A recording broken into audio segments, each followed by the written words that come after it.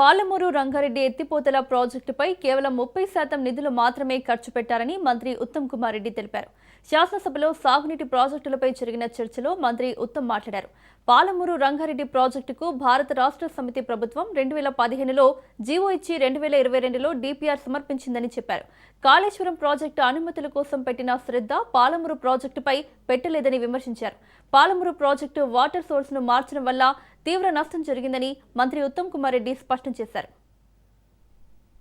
Historical blunder BRS ప్రభుత్వాన్ని. జూరాల నుంచి source తీసుకుంటే జూరాల ఎంటైర్లీ తెలంగాణ టెరిటరీలో ఉంది. ఇప్పుడు శ్రీశైలంకి పోయి మనం ఆంధ్ర తెలంగాణకి మధ్యలో ఉన్న రిజర్వాయర్ నుంచి నీళ్లు డ్రా చేసే ప్లాన్ చేస్తే దానికి అనేక న్యాయ చిక్కులు, వాటర్ అలొకేషన్ ప్రాబ్లమ్స్ అవుతున్నాయి.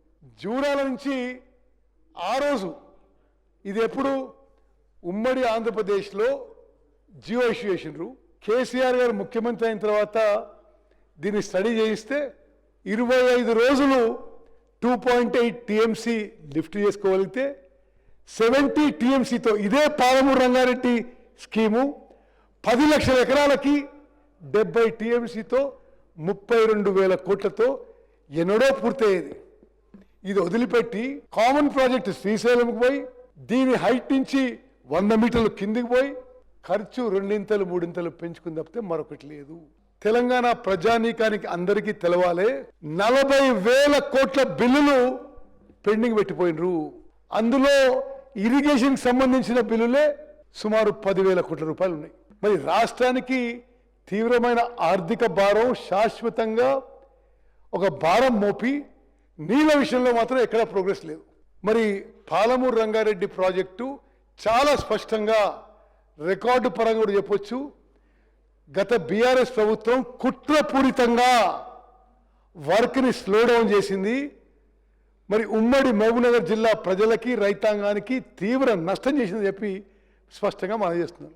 చాలా స్పష్టంగా ఈ సభ ద్వారా ఈరోజు మేము ప్రకటిస్తున్నాం, కృష్ణా బేసిన్లో ఉన్న అన్ని ప్రాజెక్టులు, పాలమూరు రంగారెడ్డి కానీ, కల్వకుర్తి, నెట్టెంపాడు, కోయిల్ సాగర్, భీమా, కొడంగల్, నారాయణపేట్, అదేవిధంగా ఇట్లు ఉమ్మడి నల్గొండలో ఎస్ఎల్బిసి టనల్, డిండి, అదేవిధంగా కృష్ణా బేసిన్లో ఉన్న అన్ని ప్రాజెక్టులు మేము హైయెస్ట్ ప్రయారిటీ ఇచ్చి ఈసారి ఈ టర్మ్లో పూర్తి చేస్తామని చెప్పి సభాముఖంగా తెలియజేస్తున్నాం.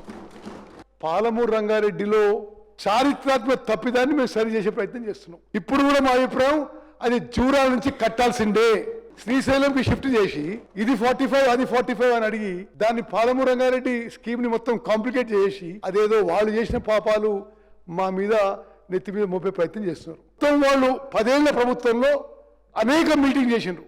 ఏ ఒక్క మీటింగ్ లో కూడా వాస్తవంగా ఈ గోదావరి వాటర్స్ డైవర్షన్ మనకే కేటాయించాలి.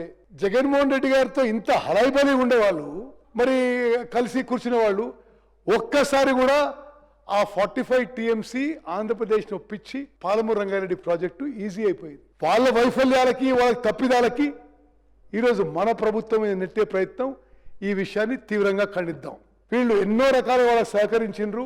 ఆ 45 టీఎంసీ అగ్రిమెంట్ అయి ఉంటే పాలమూరు రంగారెడ్డి ప్రాజెక్ట్ ఇప్పుడు పూర్తి అయిపో. అదేవిధంగా ఎస్ఎల్బిసి టనలు వర్క్ కూడా ప్రపంచంలోనే అత్యాధునికమైన టెక్నాలజీ తీసుకొచ్చి ఎయిర్బోర్న్ సర్వే చేయించి ఇప్పుడు ఎస్ఎల్బిసి టనల్ వర్క్స్ కూడా వేగవంతంగా ఇప్పుడు మొదలవుతున్నాయి. తప్పనిసరిగా ఈ 3 ఏళ్లలో ఎస్ఎల్బిసి టనల్ కూడా పూర్తి చేస్తాం. ఈ పోలవరం నల్లమల్ల సాగర్ ప్రాజెక్టులో 3-4 రోజుల నుంచి బీఆర్ఎస్ పార్టీ పెద్ద మనుషులు రకరకాల అసత్యాలు, అవాస్తవ ప్రచారాలు చేస్తున్నారు. నిన్నగాక మొన్న ఆ పెద్ద మనుషులు ఏంటంటే, ఓహో సిడబ్ల్యూసి అప్రూవల్ వచ్చింది, వీళ్ళు నిద్రపోయినరు, మేలోనే జూలైలోనే వచ్చింది, వీళ్ళకి సోయి లేదు. మరి సోయి ఎవరికి లేదేమో కానీ ఈ రోజుకి కూడా పోలవరం నల్లమల్ల సాగర్ ప్రాజెక్టుకి సిడబ్ల్యూసి అప్రూవల్ లేదు.